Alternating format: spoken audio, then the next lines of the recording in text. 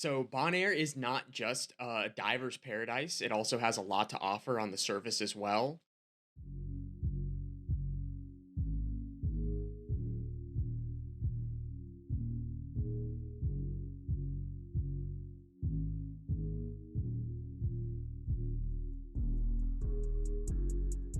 Bonaire is a world-renowned dive site, but it also has a lot to offer on the surface as well.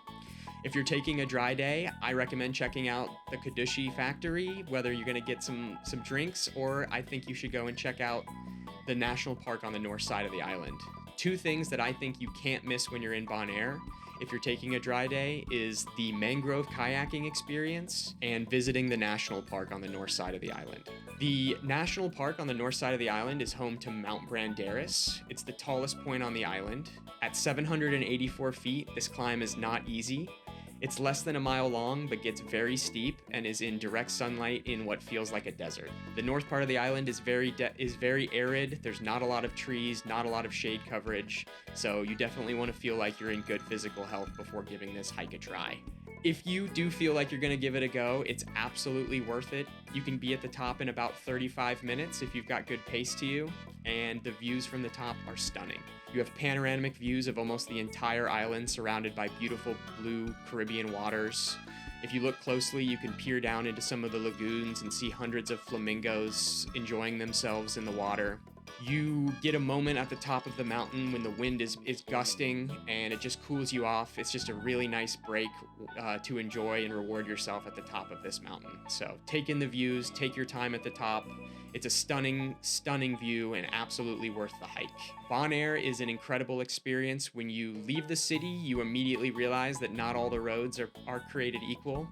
There's potholes and rough terrain all over the island. Some of these roads lead directly to some of the best shore diving in the world. So the cool thing about Bonaire is you can drive your truck right up on the beach, pull out all your dive gear, suit up, and walk straight into the water. And it's crazy to know that you're right on the edge of a massive reef all over the island. You walk in the water and you're immediately greeted by tropical aquatic fish, sea turtles, and then 30 feet out is the reef right there. So there's 68 dive sites all over the island, all shore accessible diving. As long as you have a way to get around the island, you're not far from an amazing dive opportunity. Friday, the final day, was super symbolic.